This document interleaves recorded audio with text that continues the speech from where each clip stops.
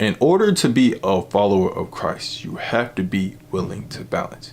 You have to be able to balance your time with God and the things of this world. And the Bible talks about this a lot. And it doesn't talk about it specifically, but it does tell us that we need to be able to balance in this life.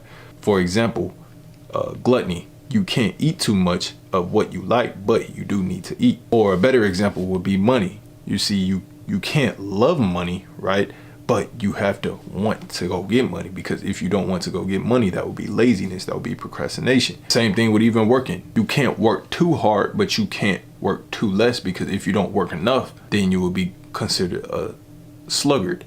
So you have to be willing to balance. You have to be able to balance in between, find the in between, because if you do too much of something or if you do too less of something, then will always be a problem. So that's why it's important that in this walk with Christ, you have to learn how to balance. Balance time with God, balance time with your job, balance time with your relationship, because if you don't, then that's when the enemy will attack you. The enemy tries to attack you with both ways. He tries to attack you by making you do too much, and he tries to attack you by making you try to do too less. And so that's why in this video, I'll be talking about the 5 ways that you can actually balance time with God, so that you can spend the right amount of time with God and also the right amount of time for the other things of this world. And I know that we all have something that we spend majority of our time with, whether that be a job, whether that be school. Because I remember I used to be in high school and I used to play on a basketball team, and that would be my excuse not to spend time with God. I would used to have basketball practice, and then I would be focusing on school before, and then after school I'll be too tired to do anything, and then I'll make up the excuse that's why I can't spend time with God. And that's when I end up falling back into temptation. That's why I end up not taking my walk with Christ serious. And the reason why I did that is because I didn't balance. I didn't make that time to spend time with God, and I just focused on the things of this world. And I know many people probably do the same thing. And so the first way to balance your time with God and to stop that from happening is to schedule your time around God. What does that mean? Well, just like parents say, do your homework before you go out and play.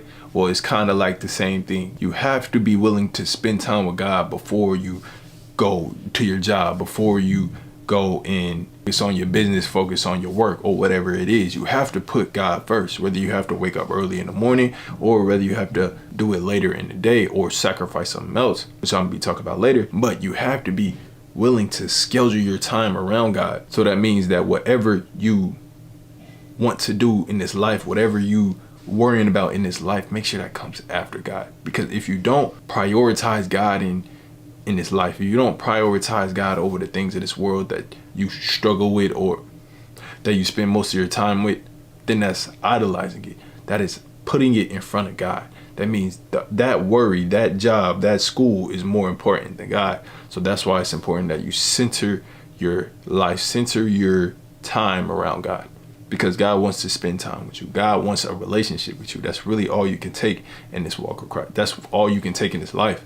If you put the things of this life, things of this world in front of him, then you just lose your whole purpose. Then you lose your fulfillment. So that's why it's important that you schedule your time around God. Because the whole reason we're here is to get a closer relationship with him and continue to learn and grow like him and grow to be like him. And number 2, you have to be willing to sacrifice certain things. Like I said, if you're in a relationship and you're spending too much time with your girl, then you may need to spend more time with God and stop spending so much time with your girl. You may need to sacrifice some sleep. What if you get in like 9 hours of sleep, or you're getting too much sleep, then you won't be able to spend time with God. Maybe you need to go to sleep earlier so you can wake up earlier. Maybe you need to sacrifice literally an hour of sleep, 30 minutes of sleep, so you can spend time with God, because God will give you the strength. God will give you the strength to get throughout the day, but you have to be willing to make that sacrifice. Me sacrificing time on the game, time on social media, because if you look at your screen time, then it's probably like 2 to 3 hours on social media, maybe an hour. You can spend that hour with God. But no matter what it is, you have to be willing to sacrifice. And there's always something that you can sacrifice, because if there's not something you can sacrifice, then that means you have an idol. You have something that is more important than God that you're not willing to sacrifice. It could even be less hours of work. What if you're working too much, you don't have time to spend time with God? That could be idolizing, because we're not even supposed to work on the Sabbath, but many people don't keep that commandment. That's one of the commandments, is to not work on Sabbath, but many of us choose with our own free will to work on Sabbath, not even knowing that they're idolizing that job. They're idolizing it. And I used to do this myself. That's why I even bring it up, because I used to actually work on the Sabbath. I used to try to DoorDash or Uber or something like that. And the thing about that is, every single time I tried working on the Sabbath, it would be the most stressful day. It would, like, nothing would go right. And even though it seemed like it was going to be a good day, because when you're DoorDash, it seems like that it says that it's going to be very busy, or it's busy so you can make a lot of money or something like that. Well, every single time it would be a Sabbath day, it seemed like it was the most busiest, and it would be tempting to go out and work because I really wanted to work. But as soon as I gave into that temptation and it worked on the Sabbath, that is exactly when it started going wrong. That's when it started being very stressful. It started testing my patience, and that's why I know it's important to keep the Sabbath day. I was putting those trials and tribulations in my way so I could learn my lesson not to work on the Sabbath. Because when you work on the Sabbath, or you work too much, that's showing that you don't actually trust God. When you work too much, that's actually showing that you prioritize work over God. And that's called idolizing. And that's what actually kept the Israelites from reaching their promised land, was idolizing things. Because I remember there's a specific part of the story where the Israelites got some manna, and God told them not to keep some for leftovers because he will provide for them. He told them not to take any extras. And even though God told them to do that, they took extras. They continued to take extras because they tried doing it with their own will. They weren't trusting God. And sometimes we do that. We work extra when we're not supposed to. Even though God says, seek the kingdom first and all its righteousness, then everything else will be added on to you. We don't seek God in the day we're supposed to, and then we end up trying to do it on our own and then end up working. And that's when God will have to discipline you, when you try to do things on your own strength. And the third way to actually balance your time with God is scheduling. Schedule your time with God. You need to schedule your time. And the reason why it's so important to schedule time with God is because when you don't schedule your time, when you don't manage your time, and you just go out your day just doing whatever you need to do, but you don't know how much time you're spending in certain areas, then you start to realize that you have more time than you actually think. Then that's when you think that you don't have too much time, because you're just going throughout the day and you're spending a whole bunch of time, or wasting a whole bunch of time that you don't even know. But if you schedule your time, then you start to see how much time you're actually spending on certain things. So, like, for example, if you're not looking at your screen time and you're just scrolling on social media for a long time, then that time is going to go by so fast that you don't even realize 2 to 3 hours just went by. And then that's just 2 to 3 hours time wasted in like an hour you could have spent with God. But if you schedule that time, even schedule time to go and watch TikTok, schedule time to go and do the things that you like, that is when you can actually start to be more productive and use your time more wisely and have more time. Because if you schedule your time, you actually realize there's 24 hours in the day. Say you sleep 8 of those, you have 16 hours to do whatever you need to do. And so if you break it down, then it's easier to manage your time, to basically budget your time. You want to spend an hour a day, 2 hours a day, no matter what it is, I recommend getting like 3-4 hours just in case you want to spend that extra time, because you don't want to set a timer when you spend time with God. You want that genuine time with God.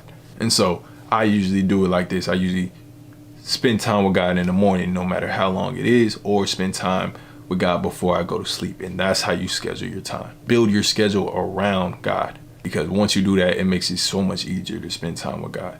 But the only way you'll want to spend time with God is this fourth step, is if you love him. You actually have to build a genuine connection with God while you're scheduling your time with him. Because if you don't, then you won't make the most of that hour that you're spending. You will just do it religiously. But if you actually build that genuine relationship with God, then that's when you'll make that time. That's when you'll make the sacrifices. That's when you'll start scheduling time with God, because you can't go a day without spending time with God. I know me personally, if I don't go a day without praying or reading my Bible, or even reading my Bible, if I don't read my Bible, then it would feel off. The day would just feel off.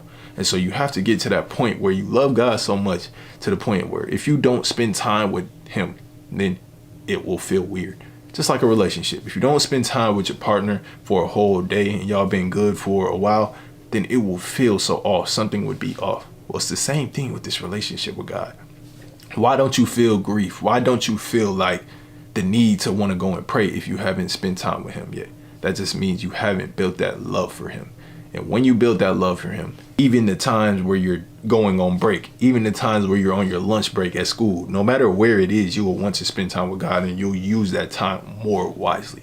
And so that's why it's important that you build that connection with God, so that you can build that love for him and you can want to go and spend time with him instead of the things of this world, instead of spending time with your friends. Also, when you build that love for God, you will start to fear him and reverence him. And when you start to fear God, you realize that you need God. So you need to spend time with him so you don't go back to the world. You don't go back to them temptations, because every time you stop reading your word, stop spending time with God, you start to lose your spiritual strength. Your spirit starts to get weaker and you start to fall back into temptation. And if you feared the Lord, you would fear doing evil. So you would want to go and spend time with God. Now, I'm not saying your relationship should be built on fear. Your relationship should be built on love, but you should have that respect for God, respect that he died on the cross for your sins. And so you should want to go and spend time with him. And that actually brings me to the fifth step, the last step, which I put this last for a specific reason, because it's trusting God. You have to be able to trust God in order to have a relationship with him. Because if you don't trust God, then this is what will start to happen. You will start to, when things start going wrong, when trials and tribulations start to come your way, when school starts getting hard, when work starts getting hard, you will start to try to do it on your own, and you will stop spending time with God. So when things are hard, when things are rough, you will start to try to do it on your own, and you will stop reading your word. You will start panicking, and you will stop spending that alone time with God. You will start waking up thinking about work, waking up thinking about school. And as soon as you do that, that's when you stop trusting God, and then that's when things will start to get even worse. So trust God. You need to trust God. You need to put your faith in him. Realize that he wants the best for you. He has plans to prosper you and not to harm you. But you have to trust him. You have to put him first before everything else. Wake up, spend time with him. At the end of the day, spend time with him. Any time that you have, make sure that you spend time with him.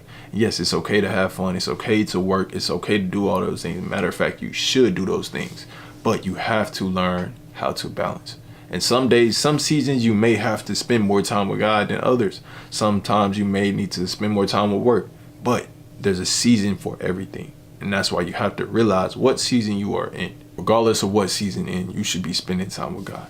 There should never be a season where you don't spend time with God, because God is the only reason why we're here on this earth. He's the reason why we work. He's the reason why we go to school. He's the reason why we have a relationship.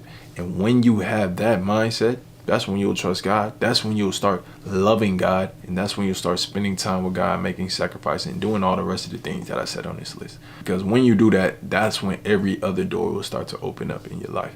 God will start to guide your steps. What does Proverbs chapter 3, verse 5 through 6 say? It says, trust in the Lord with all your heart. Lean not on your own understanding. And acknowledge him in all your ways, and he'll make your path straight. So he'll lead the way. He'll make sure your path is straight as long as you are trusting him and loving him and seeking him first. Yes, I hope these 5 steps edified you. I hope that you can apply these to your life so that God can start to move in your life, and he can start to move the way that he wants to move. Because if you try to do it on your own, you try to do your strength, God can't move the way he wants to move. Appreciate y'all for watching. Appreciate all the support. If you want to support, link is down below. Until next time, as usual, y'all stay blessed.